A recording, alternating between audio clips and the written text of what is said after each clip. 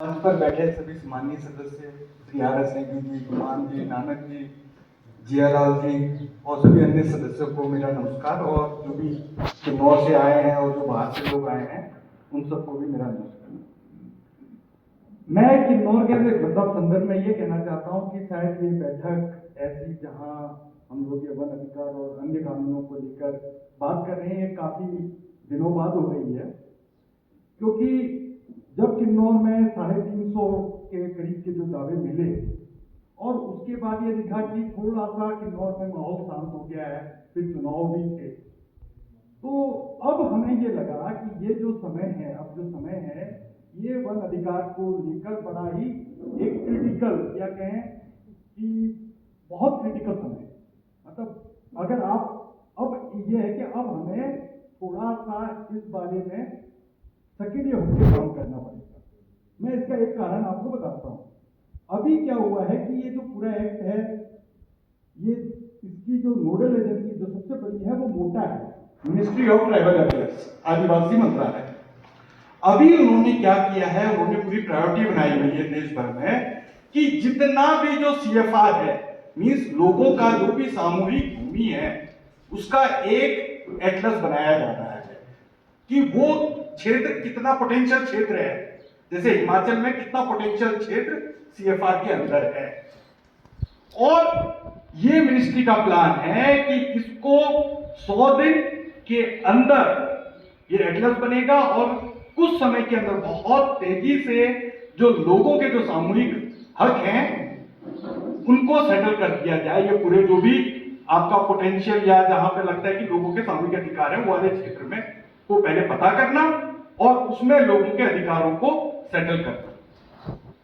तो जहां तक मेरा मानना है, जिस हिसाब से क्या हो रहा है कि कई जो स्वयंसेवी संस्था हैं उसके लिए उनको अनुबंधित भी कर लिया गया है और ये काम की जिम्मेदारी सौंपी जा रही है। अगर आप देखेंगे अगले 2-3 महीनों में ये प्रक्रिया शुरू हो जाएगी यहां हिमाचल में।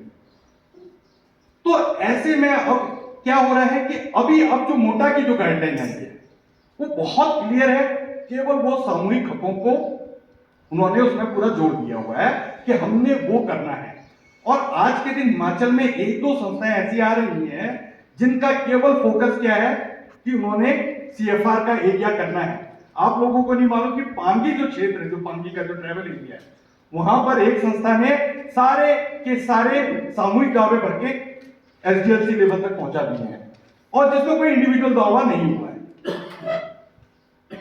जबकि हम लोगों की शुरू से यह सोच रही है कि जो भी लोगों के व्यक्तिगत दावे हैं, जिन्होंने घर और खेत के लिए थोड़ी बहुत जमीनें ली हैं, वो दावे भी भरे जाएं। उसके साथ जैसे इन्होंने बताया क फॉर्म में भी भरा जाए, ख फॉर्म जिसमें सामूहिक जो आप उपयोग करते हैं उस पर अधिकार मिलता है, उसको भी भरे। और जो तीसरा है सामुदायिक संसाधन जो क्षेत्र है उसके प्रबंधन का, उसकी सुरक्षा का जो अधिकार है, वो भी गांव समाज उसको भरे। लेकिन अब हो क्या रहा है कि केवल 2 चीज पे फोकस जा रहा है और ये चीजें की जा रही है। तो मुझे एक चीज ये समझ में नहीं आती कि अगर एक बार पूरा आपने सामूहिक दावा दे दिया, आपने भर दिया और सरकार भी इसको देना चाहती है मान लो, और सरकार ने भी हाँ कर दी, तो फिर जो लोगों के उसमें कब्जे हैं, जो लोग उसमें खेती कर रहे हैं, बगीचे हैं, घर है, उनका क्या होगा? वो कब भरे जाएंगे? वो बाद में भरे जाएंगे। अब एक बार आपको लीगली एक किसी खसरा नंबर पे ये मिल गया कि ये भाई ये इस गांव समाज की ये सामूहिक जमीन है, ये खसरा नंबर, अब उस खसरा नंबर में आपका घर भी है। तो हम ये चाह रहे हैं कि किन्नौर में अब आप लोग थोड़ा मतलब ये मैसेज देना पड़ेगा पूरे किन्नौर में, क्योंकि हम यहां पर अभी क्या हुआ है कि ये 3 डिस्ट्रिक्ट से हिमाचल के यहां पर एक एक्सपोजर विजिट के लिए भी आए हैं लोग। यहां पर क्यों आए हैं? क्योंकि किन्नौर का एक इतिहास रहा है वन अधिकार कानून को लेकर कि यहां पर एक लगातार संघर्ष चला है अपने अधिकारों को लेने के लिए, और फिर काफी संघर्ष के बाद 10-12 साल की लड़ाई के बाद कुछ छोटे मोटे कुछ टाइटल 350 के करीब आप लोगों को मिले। तो ये लोग भी अपने क्षेत्र में वही काम कर रहे हैं, वन अधिकार को नीचे कर रहे हैं। तो हमें लगा कि अगर हम इनको लाते हैं तो शायद आपस में एक बातचीत करके एक समझ बनेगी कि भाई ये कानून आगे जाके लागू कैसे होना है। क्योंकि कोई भी कानून लागू होता है और जो समाज के पक्ष में है तो उसको लागू करने के लिए समाज को कहीं ना कहीं संघर्ष करना पड़ता है, क्योंकि कभी भी आपको प्रशासन या सरकार थाली में रख के वो चीजें नहीं देगी। वो कानून जो सरकार के खुद के होते हैं, जिसमें सरकार को अपना फायदा होता है, जैसे अगर जीएसटी है तो वो सरकार 2 दिन में लागू कर देती है पूरे देश भर में। कोई टैक्स लगाओ, अगले दिन आपके बिल्कुल कटना शुरू हो जाता है, क्योंकि उससे सरकार को फायदा है, तो वो सरकार उसको लागू एकदम कर देती है। लेकिन आप वो कानून देखिए जो लोगों के हित में होंगे, जो लोगों के लिए बने होंगे, उनको लागू करने के लिए एक बहुत बड़ा एक संघर्ष चाहिए होता है। तो मुझे लगता है कि अब जो किन्नौर ने एक इतना बड़ा संघर्ष किया पूरा वन अधिकार कानून को लेकर और अन्य पर्यावरण के मुद्दों को लेकर, तो शायद अब ऐसा समय आ रहा है कि शायद वो फसल अब थोड़ा काटी जा सकती है। और लेकिन मुझे भी ऐसा लग रहा है कि किन्नौर में अब लोग जब फसल तैयार हो चुकी है, अब काटने का समय आ रहा है, तो लोग थोड़ा सो रहे हैं। तो अब है कि अब फसल काटनी तो हमें जागना पड़ेगा, नहीं तो पता चले वो फसल चली जाएगी। क्यों? अगर किसी क्षेत्र में ऐसे, जैसे अब रोशन लाल जी ने बताया कि किस हिसाब से उन्होंने पूरा ये एक सामूहिक अधिकार बनाया है, जिसमें लोगों को पता है, गांव के लोगों को पता है कि भाई सामूहिक अधिकार क्या है, कैसे मिल रहा है, हमारी क्या चीजें हैं। कल आके कोई बाहर से आपका सामूहिक अधिकार बना भी दे, जैसे पांगी में हुआ होगा, क्योंकि पूरे समुदाय को समझाना बहुत मुश्किल है, वो बन भी गया, वो जाके एसडीएलसी में भी चला गया। मेरे को नहीं लगता किसी को कोई फर्क पड़ता है। क्यों? क्योंकि हमने भी जब एक बार जब भरमौर में क्या हुआ था कि एक देवासी नेगी जी थे, यहीं के निवासी हैं वो, उस टाइम वहां पर एडीसी थे भरमौर में, उन्होंने हमें वहां पर ट्रेनिंग और एफआरए के लिए बुलाया था। तो वहां हम लोगों ने ट्रेनिंग दी और कुछ लोगों के जो आए उनके सामूहिक हक भी भर दिए। तो वहां पर भरमौर में 5 गांव को सामूहिक हक मिल गए। जब हमने वो फॉर्म भरा था तो उस समय केवल बी फॉर्म था, सी फॉर्म था ही नहीं। सी फॉर्म तो ये 2012 में आया है कि जिसमें आपको प्रबंधन और उसका अधिकार मिलता है। तो हम लोग भी खुश हुए कि हम गए, भाई वो लोगों से पूछे तो कर करो आगे, इसके आगे क्या करना है आप लोगों को, कि भाई ये अब आपको एक सामूहिक उपयोग का अधिकार मिल चुका है, अब आप जाके प्रबंधन और सुरक्षा वाला भी अधिकार कर लो। तो हम जब गए तो उस गांव में किसी को पता भी नहीं था कि उनको अधिकार मिला है, कुछ हुआ है और उनको कुछ चाहिए भी नहीं था। तो ऐसे में कोई आपके नाम पे एक पत्र चिपका भी देगा कि भाई हो गया टाइटल आपका, जब आपके समुदाय को पता ही नहीं है, कुछ है ही नहीं, तो उसका फायदा क्या है? तो ये जो वन अधिकार कानून है, ये तो ये मानता है कि जो ग्राम सभा का जो हर नागरिक है, चाहे महिला हो चाहे पुरुष हो, वो कहीं ना कहीं जागरूक हो। तो एक अगर थोड़ी लंबी प्रक्रिया भी चलती है तो हमें उससे घबराना नहीं चाहिए कि हमें टाइटल नहीं मिल रहा है, ये नहीं हो रहा है। क्यों? क्योंकि एक ये प्रक्रिया है जिसमें एक समझ बनती है। क्यों? क्योंकि जो लड़ाई जो है वो इतनी बड़ी बना दी टाइटल लेने के लिए, लेकिन लड़ाई वो नहीं होनी थी। वो तो एक कानून था कि जिसके अंदर आप दावा भरते और आपको उस पर आपका हक मिल जाता। मेन लड़ाई कहां है, कहां से शुरू होती है? मेन आपका जो संघर्ष चालू होगा, एक बार वो दावा मिल गया, फिर उसके बाद क्या करना है आपने, किस प्रकार से आपने अपने वनों को देखना है, कौन से जंगल है जहां से आपको कुछ रोजगार मिलेगा, कौन से जंगल है जिनको बचाना है, कौन से जंगल हैं जो आपके पानी के स्रोतों को सुरक्षित रखते हैं, कौन से ऐसे जंगल हैं जहां पर अगर हम कुछ करेंगे तो वहां से लैंडस्लाइड हो जाएगी, उनको छू नहीं सकते, ऐसे एरिया है।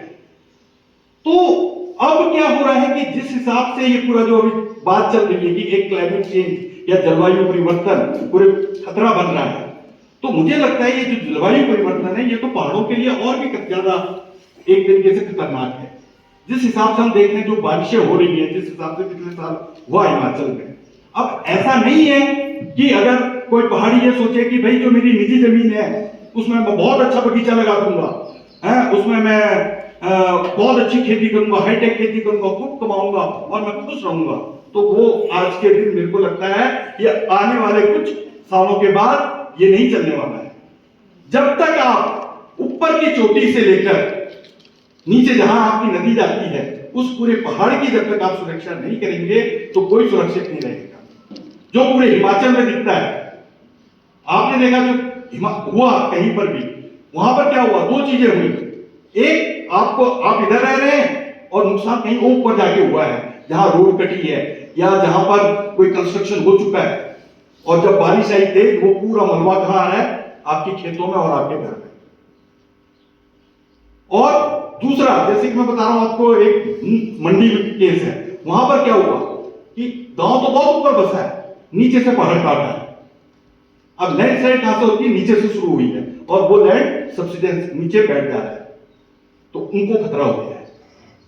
तो जब तक हम अब अपने जो सामूहिक अधिकार का जो मिल रहा है हमें हक, पहले हमें हक लेना है, फिर अपनी सुरक्षा का एक हमें इस जलवायु परिवर्तन से कैसे निपटना है, वो जब तक हम गांव-गांव स्तर पर नहीं सोचेंगे, तो शायद सबसे ज्यादा असर और सबसे पहले असर जो होना है वो पहाड़ी समुदायों पे होना है, और उन पहाड़ी समुदायों में भी जो ज्यादा कठिन एरिया में बसे हुए हैं। तो ये एक बहुत बड़ा आज के दिन एक चैलेंज जो आने वाला है। हमें लगता है कि नहीं ठीक है, अभी आप जाइए सिक्किम में भी यही चीजें हो रही है, वहां भी 9-10 लोग अभी मरे हैं, पूरा उनकी रोड गई है, बहुत नुकसान उधर हो गया है, लेकिन हमें फिर भूल जाते हैं। लेकिन हम इन डिजास्टर से तभी लड़ सकते हैं जब हम इसके लिए अपने अधिकार लेंगे और इसके बारे में सोचेंगे।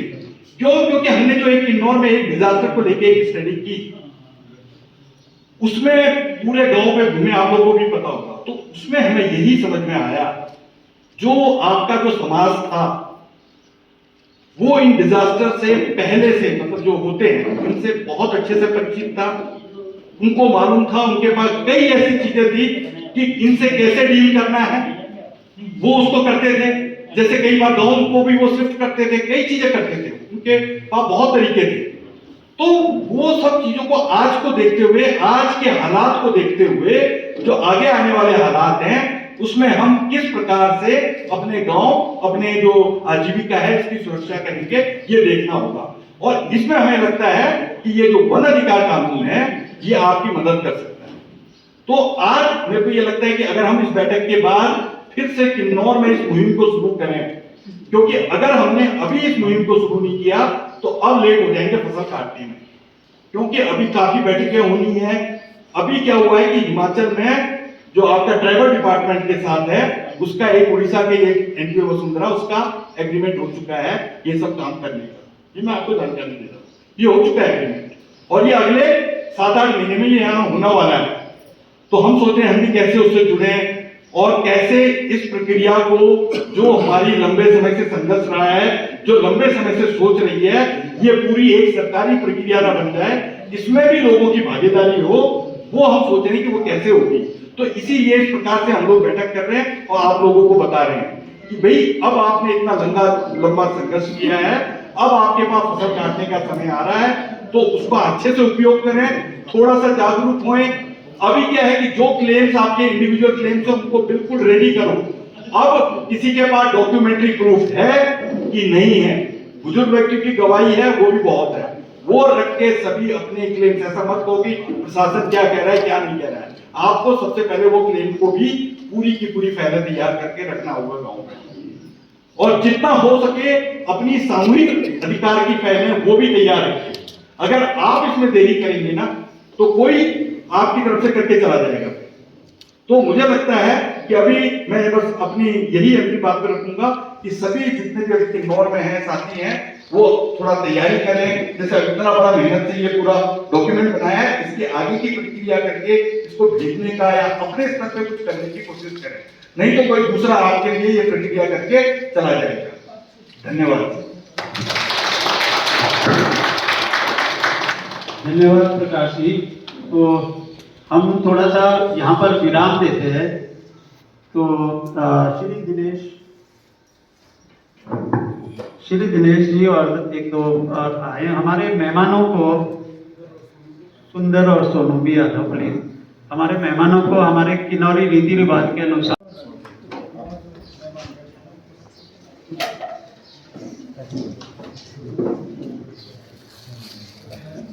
तो ये जो हमारे प्रकाश जी ने बताया कि हमारा जो कम्युनिटी राइट के जो ढाबे हैं तो ये शायद ज़्यादा अच्छा हो रहेगा।